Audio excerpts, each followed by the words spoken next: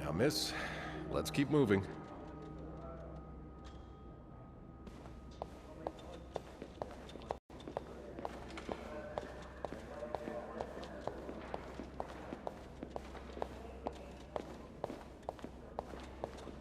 It's on your right. Here. Do you always clean the first floor? No. No, I'm usually in charge of the second and third. So each maid has a side floor? Yeah. That's me to believe that's all you were doing there. Here we are.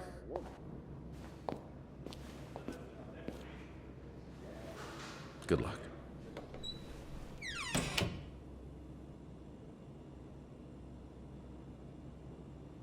She's all yours, sir. Sophie Roy, I'm Detective Maurice Tremblay. Let's see. 21 years old, working at the Clarendon for over a year. Husband? I'm sorry? Are you married? No, not yet. I live with my mother.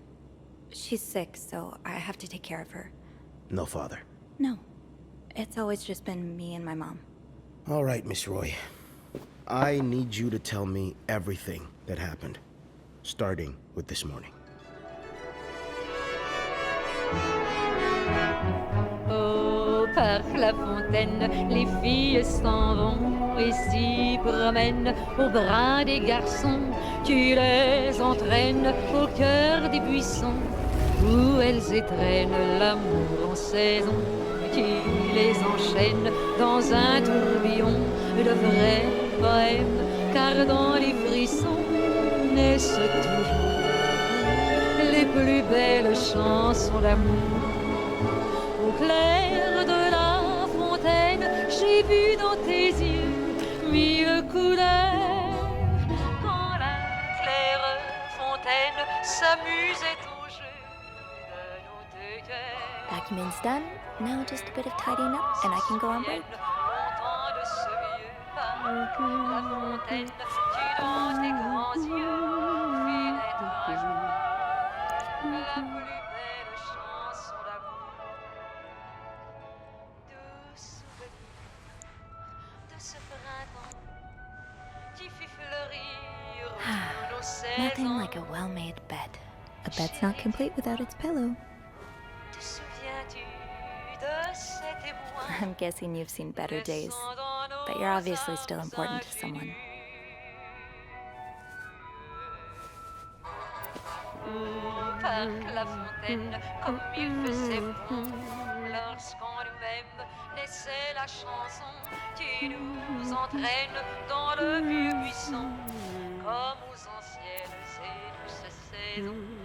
Tu nous entraînes dans le tourbillon de vrais poèmes, car dans ces frissons naissent les plus belles chansons d'amour. That's a lot of money to owe. Just what did you get yourself involved in? Acknowledge of debt. Date of acknowledgement, January 16th, 1958. Date of initial loan, January 2nd, 1957. Entered into agreement between illegible, Mayhew, and illegible. Initial amount $1,500. Amount overdue $3,500. On the date of the initial loan, the lender agreed to lend an amount of money to the sum of $1,500 to the borrower for an enduring period of 12 months calculated from the date of the initial loan. The borrower was to be obliged to pay interest at the rate of %150 per annum, the total sum of said interest to be paid together with the capital sum of the granted loan by the loan period's end. With the loan period reaching its conclusion on July 2nd, 1957, the borrower was expected to have repaid the full amount owed. The failure to do so will prompt further action. Refer page 3 for further details on the place and time of repayment. Refer to Section C for the expected rates of all overdue payments as they relate to the time that has passed since the end of the loan period.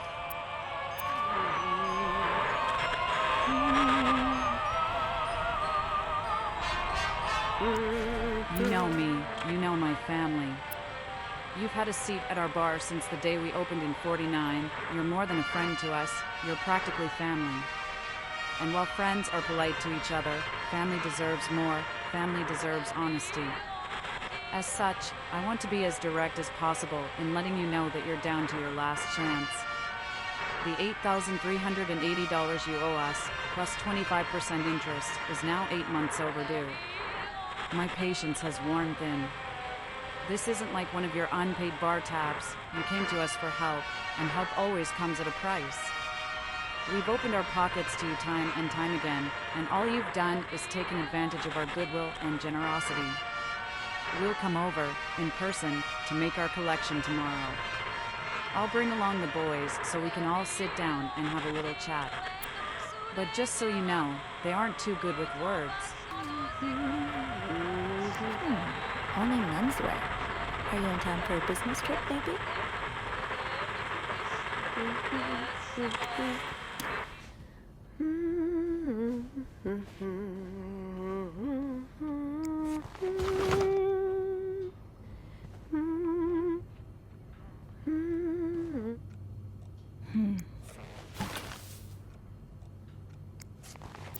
Dear Mr. and Mrs. Mapleson, regretful as we are to have to resort to these lines of communication, our client and your neighbor, the owner of 88 32nd Street, has been ultimately evasive of our many attempts to reach out and collect our due debts, specifically an amount owed to us to the sum of $1,904.75.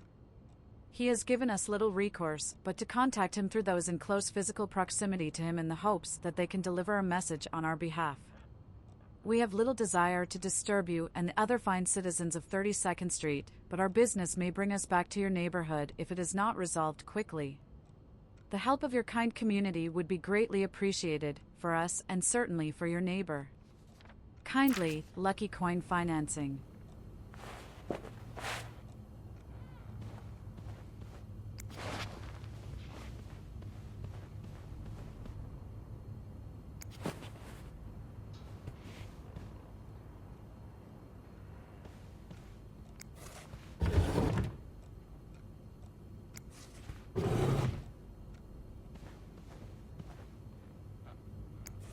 You brought your own mug? Well, I guess ours aren't quite as complimentary.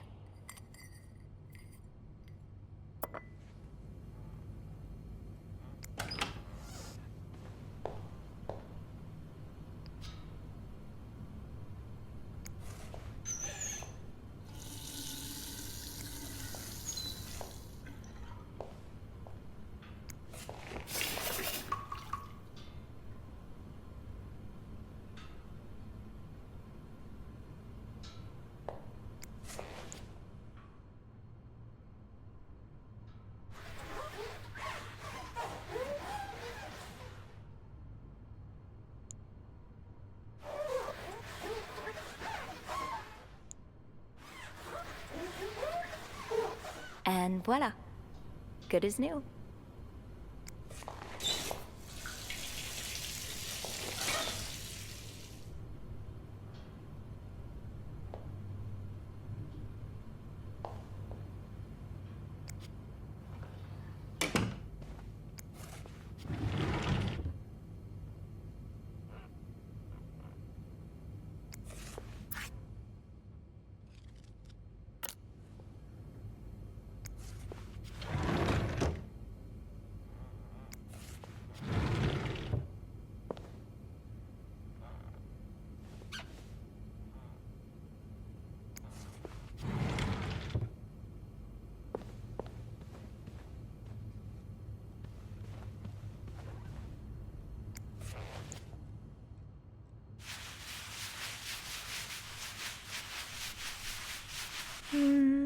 Good enough.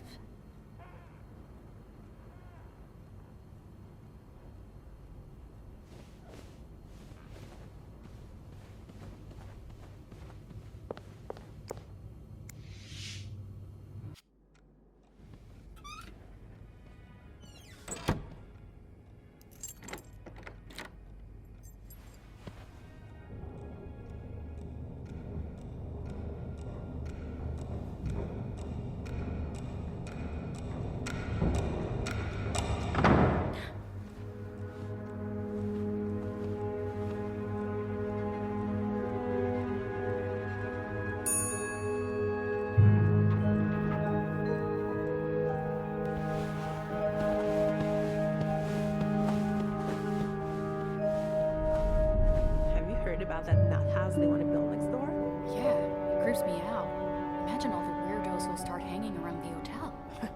I can think of someone who'll feel right at home. Look at her, always glued to that gossip magazine. Do you think she has any real friends? Or is it just Gracie, Joan, and Marilyn? Well, when your own life is that dull, you need to get your excitement somewhere. Oh, did you see Rebecca come in this morning? She was wearing the same clothes. Now, don't you think you're overreacting? This is exactly the kind of behavior Linda warned me about. She's doing everything she can to break us apart. Sophie speaking. Hey, it's Beth. Do you think you could come up real quick? Sure. I'll be right there. You're right, you shouldn't. Now I realize I've been blind. I was so in love with you that I couldn't see. What? What did you do?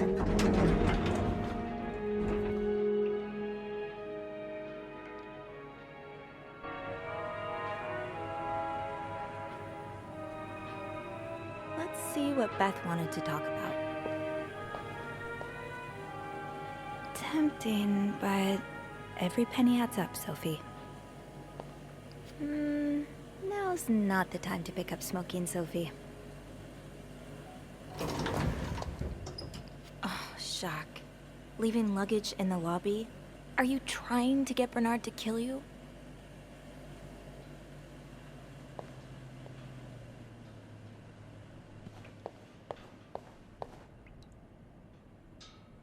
This leak really needs to be fixed. I hope the weather doesn't make it worse.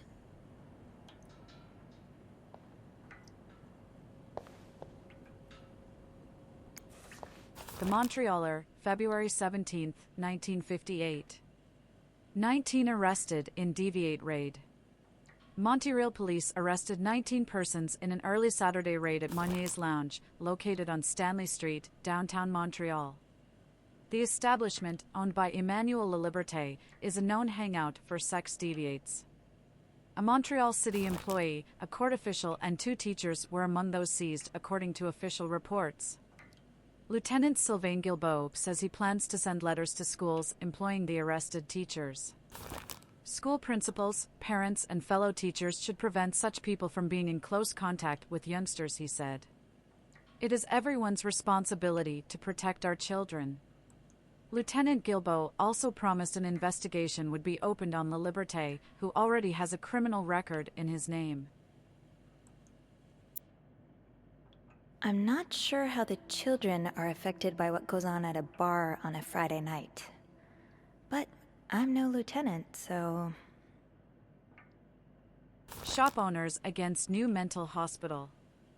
A group of downtown Montreal businessmen and shop owners met with Mayor Sardo Fournier last week to air their grievances concerning the city's recent decision to allow construction of a new mental hospital on Dorchester Boulevard. William Weston, manager of Weston's department store, says he and his group will fight tooth and nail to prevent the hospital's construction. Will our customers feel safe to come downtown for their shopping needs, knowing there are lunatics next door? He said. Ah, my new home, according to Suzanne and Yvette. Major snowstorm paralyzes city. Montreal is paralyzed by the winter's 5th and most important snowstorm. 15 inches of snow are expected until the end of the day. The last major storm, back in January, had covered the city with 12 inches of snow. The storm started yesterday, with 6 inches falling during the day and 6 more during the night. Violent winds created giant snowbanks all over the city. Many drivers ignored police warnings and decided to take their cars at their own risk, resulting in several accidents. Late last night, Montreal police estimated collisions occurred every 2 minutes in the city. Trains from the United States are expected to be delayed up to 3 hours. At Dorval Airport, most departures have been cancelled, while arrivals are delayed or diverted altogether. Wouldn't be surprised if everyone's a little bit more on edge today. Bad weather has a way of doing that. Another bloody Valentine.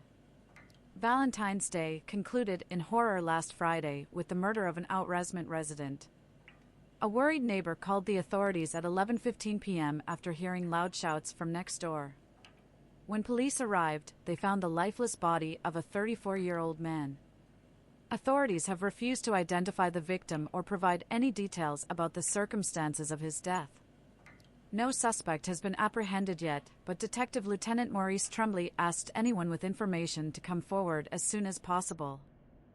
This is horrible. I don't think I'll ever understand what pushes people to go so far as killing.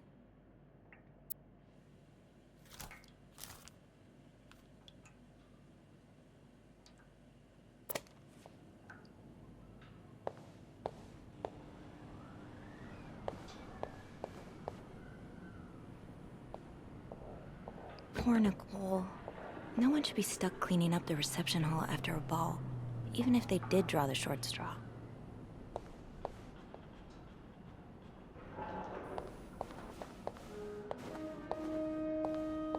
Hey, Beth. Hey there. So, who's sleeping? Sleep what? You were whispering just now on the phone, so I thought maybe Eugene or Bobby were napping in the break room again. Oh, yeah, no. It's Jacques and Wendy. They were, in the middle of something. Ugh, it's so awkward when they start making out like no one's watching. Get a room. We literally work in a hotel.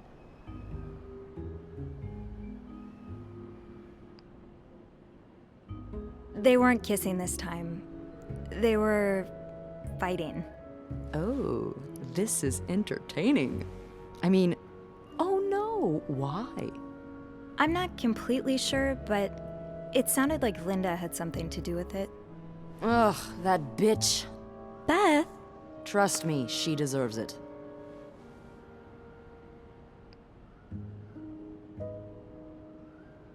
I don't get why everyone hates her so much. Linda's always nice to me.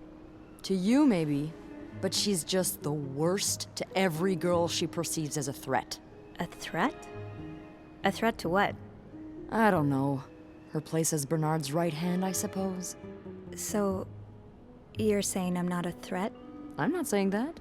I'm saying Linda thinks that, but that's her mistake. I know there's more to you than meets the eye. Oh. Thanks. So, you said you needed me? My help, I mean. Oh, right. Wanna guess why?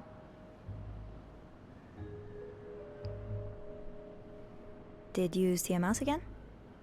You make it sound like that would be no big deal. It would. Wouldn't it? Well, what if it was a rat? Didn't you tell me you were raised on a farm? Those little creatures shouldn't scare you. Ugh, that doesn't make them any less disgusting.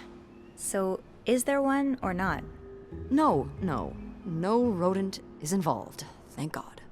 A nice gentleman decided it was time to redesign the lobby and helped us by knocking over that vase on his way out of the hotel. That's it? I would do it myself, but the last time I tried to leave the front desk, Bernard emerged from his lair to scold me about procedures and whatnot. Well, we can't have the beauty of the Clarington Hotel take absence from her throne, can we? Oh, the people would riot. Bernard especially. Bernard's hardly the people. Anyway, I have to get back to work. There's a mop in the supply closet next to Bernard's office, I think. Thanks. I'll see you around.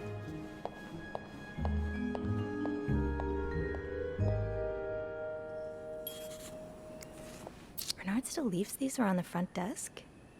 Guess he didn't hear Beth when she swore she'd burn the place to the ground next time she had to suffer through one of his sermons.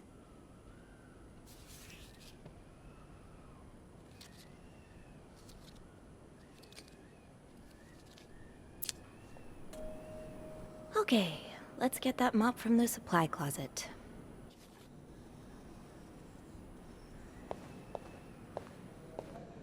Chocolate mousse cake. Maybe Bobby wouldn't mind sneaking me a slice. Ugh, no.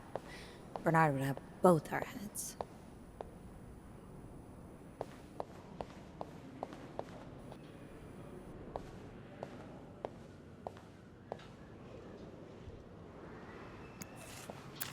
Linda's been putting these everywhere lately. It's weird that Bernard allows it.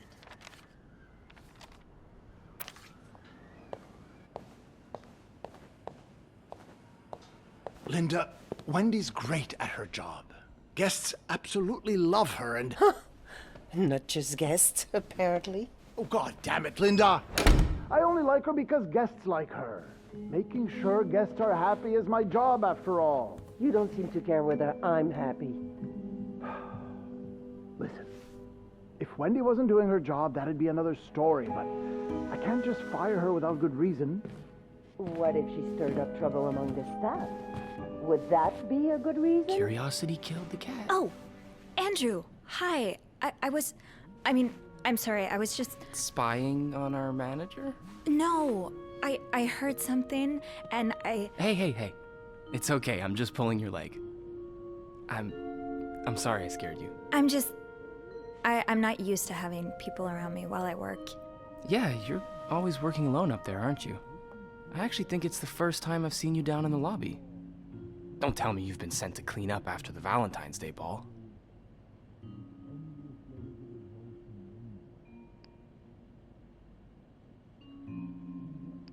Were you here Friday night to see the whole thing? Yeah. They had someone in charge of the event, but she ended up crying alone in the stairwell, so I had to take over. What happened? Did it really go so wrong? It certainly didn't go wrong for the people enjoying the party, but for those sober around them, that's another story. Good God. I'm glad I didn't have to be there. I don't know how you do it. And I don't know how you handle cleaning up after other people all day. You must see plenty of weird stuff, right? Yeah. What's the weirdest thing you found in a guest's room?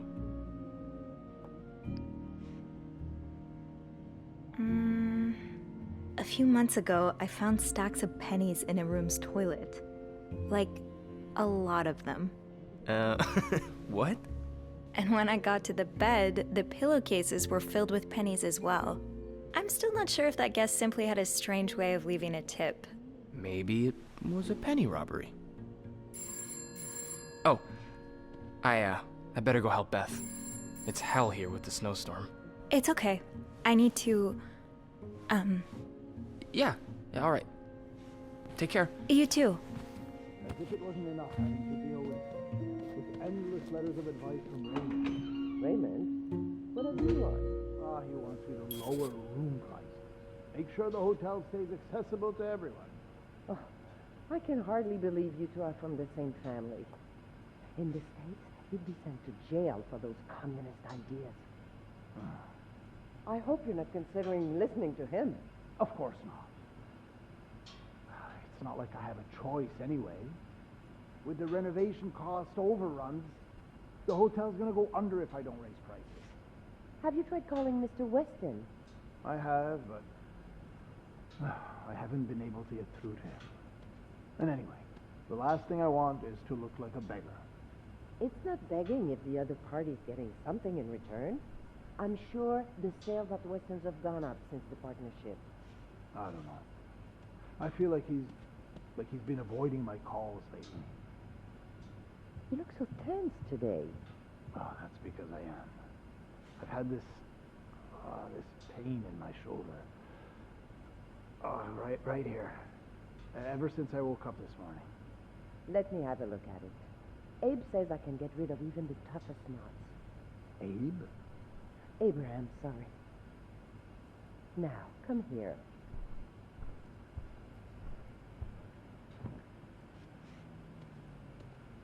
Is that good? A bit lower. Here? Oh, yes, right there. Oh, that's good. Oh. Oh.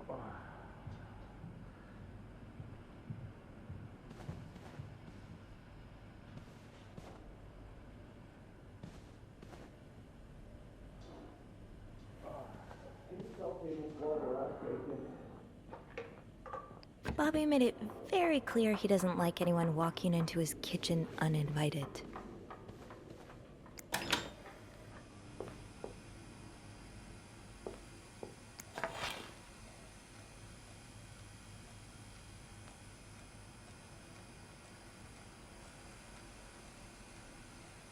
Okay, Sophie. Time to clean up that mess.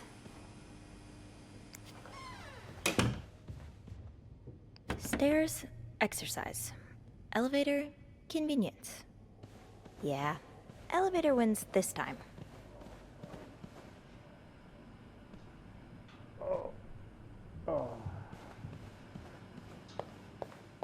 I'm really sorry about that. I'll have a word with our kitchen staff to make sure it doesn't happen again. Well, that sounds a bit excessive, don't you think? Of course.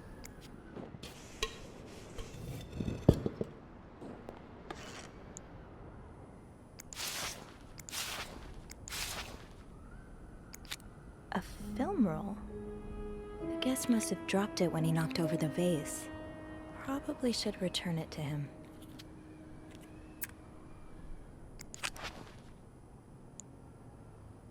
Ew.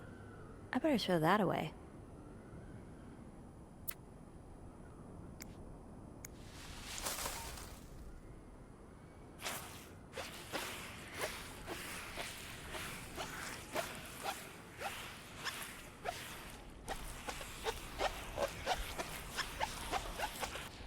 Now I just put the leaves back in the vase, and it'll be like nothing ever happened.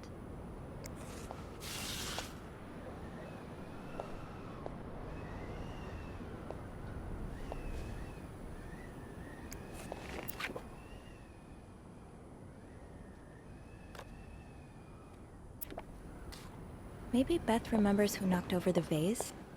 He'll want his film roll back. I understand, Mr. Ramsey. I wish I could make the snowstorm disappear. I really do, but sadly, that's not within my power. Beth, who knocked over that vase? Mr. Spade. Mr. Spade? Well, I can check with the airport and let you know when flights resume. Until then... Yes, I know. You've said that already. But... no, that's very unlikely. So, which room are you staying in, Mr. Spade? Well, you're welcome to speak to my manager if you'd like. I'm sure he'll be thrilled to talk to you.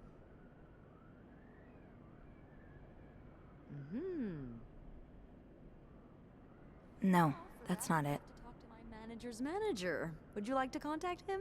Beth said Mr. Spade. Sadly, he doesn't have a phone. He's a bit of an old-fashioned fella, if you know what I mean. Room 505. Yes. Great. That's on my floor. I can return that film roll without going out of my way. Kneel down, all right? Then you clasp your hands together and think really hard about just how much you want the snowstorm to end. It may help to repeat his name, too. It's, God? G-O-D. I'm sure he'll be very sympathetic to your plight. Making fun of you, sir. No, I never dare. No, I'm dead serious. If anyone can make the snowstorm end, it's him. Hello? Sir? Oh, well.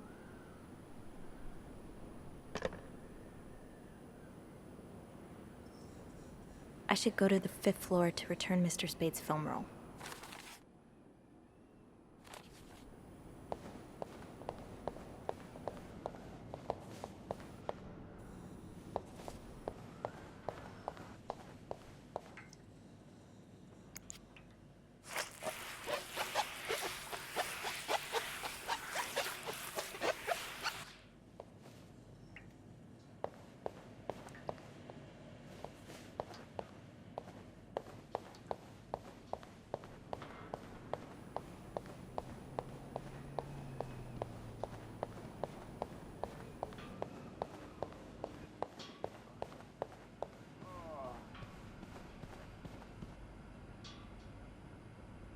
Now's probably not a good time to disturb Bernard.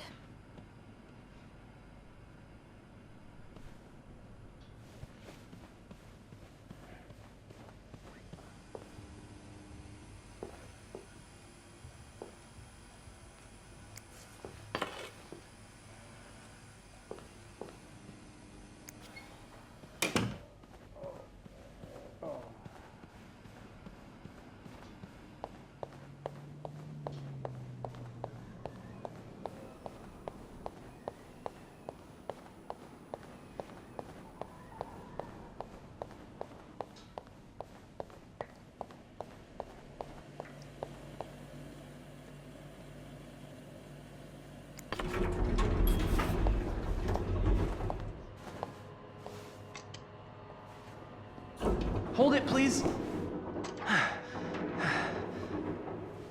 Phew, made it. Thanks. You're welcome. Was it you who cleaned the puddle by the restrooms? Was I not supposed to? Well, Eugene asked us not to touch anything until he's repaired the leak, but it's probably safer this way. Someone could have slipped on it. Which floor? Oh, 6th. Thanks. What's the big rush? I need to bring this to our VIP guest, the one who rented the entire floor. Oh, is it that British man I keep hearing about?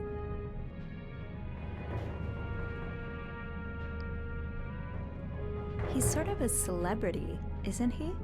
He sure acts like one. I wouldn't want to be that poor assistant he keeps shouting at. I wish I was assigned to clean his room. Can you imagine the weird things I'd find? Be careful what you wish for. I wouldn't be surprised if the man kept a few skeletons in his closet. Can't you tell me who he is? I've never actually met him. I always talk to his assistant. Only Bernard knows his identity. I do have a suspicion, though. Oh? But I'm not sure I should say it. Can't you at least give me a hint? Okay, let me think. Whew. Saved by the bell. Hey, come on. Don't leave me hanging. Let's just say I like to prolong the suspense. Wait. Is that the hint? Who knows? Fair enough. Have fun up there. You too.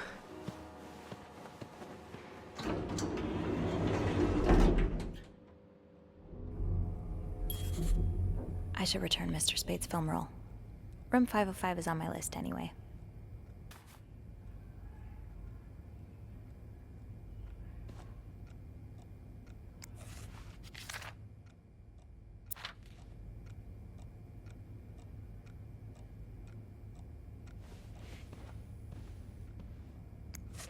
This must have been so much fun.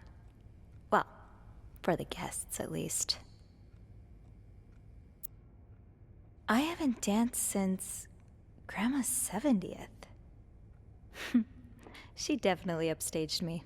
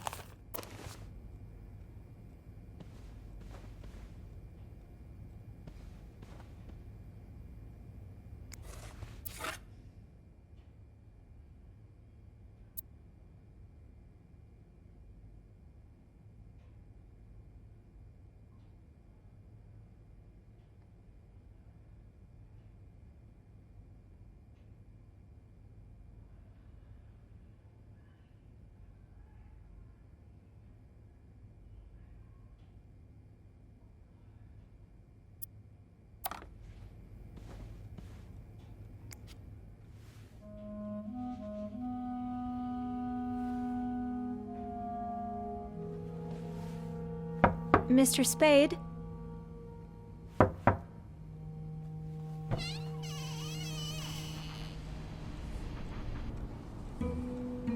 Mr. Spade?